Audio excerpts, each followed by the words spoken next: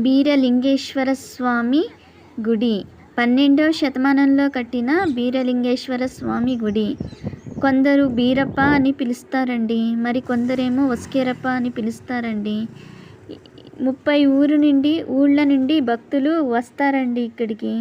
వస్పేట, తుముకూరు, రుద్రపాద, కురుగోడు, బాదనట్టి భక్తులు వస్తారండి ఇక్కడికి.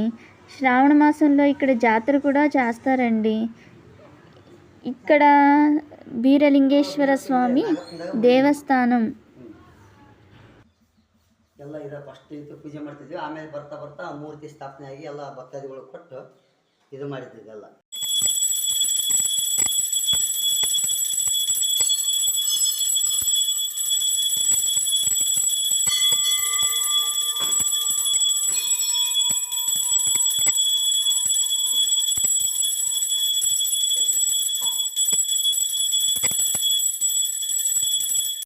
ಅದೇನೋ ಯಾರಿಗೇನು ಆರಾಮಿಲ್ಲ ಅಂದ್ರೆ ಇದಿತ್ತಂದ್ರೆ ಬಾಯಲ್ಲಿ ನೀರು ಹೋಯ್ತಿದ್ರು ಅವಾಗ.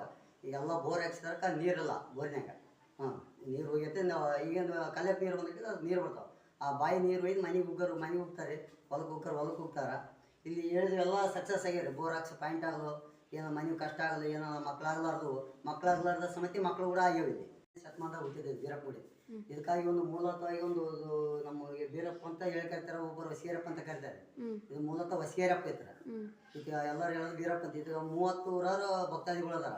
ಆಮೇಲೆ ಹೊಸಪೇಟೆ, ತುಮಕೂರು, ಮಲ್ಪಂಗುಡಿ, ರುದ್ರಪಾದ, ಆಮೇಲೆ ಕುರುಗೋಡು, ನಲ್ಲೂರು, ಬಾದನಟ್ಟಿ ಎಲ್ಲ ಕಡೆಯಿಂದ ಬರ್ತಾರೆ. ಭಾಳ ಜನ ಭಕ್ತರು ಅದಾರ ಇದಕ್ಕೆ.